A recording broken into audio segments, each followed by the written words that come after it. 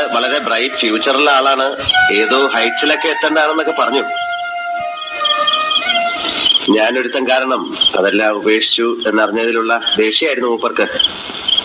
എന്നോട് തന്നെ വന്ന് കാണണമെന്നും വേണച്ച കാല് പിടിക്കണം എന്നൊക്കെ പറഞ്ഞിരിക്കുക. പരിഹസിക്കലെന്ന് പറയുവാരമ്മവ. പരിഹസിക്കാനാണെങ്കിൽ ഈ രാത്രി ഞാൻ ഇത്രയും ദൂരം വരുമായിരുന്നോ?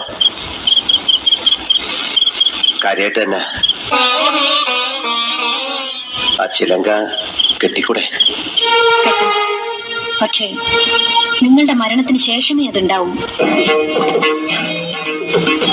എന്നും എവിടെയും തോൽക്കാൻ എനിക്കിത്തിരി പ്രയാസമുണ്ട്. ഈ കാര്യത്തിലെങ്കിലും ആർക്കും നഷ്ടമില്ലാതെ ജയിച്ചോട്ടെ ഞാൻ.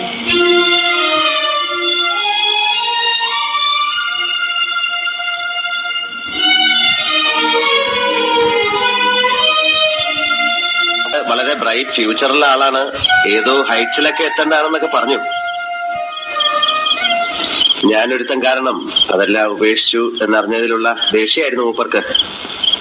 എന്നോട് തന്നെ വന്ന് കാണണമെന്നും വേണച്ച കാല് പിടിക്കണം എന്നൊക്കെ പറഞ്ഞിരിക്കുക. പരിഹസിക്കലെന്ന് പറയുവാരമ്മവ. പരിഹസിക്കാനാണെങ്കിൽ ഈ രാത്രി ഞാൻ ഇത്രയും ദൂരം വരുമായിരുന്നോ? കാര്യമായിട്ട് തന്നെ ആ ചിലങ്ക കെട്ടിക്കൂടെ?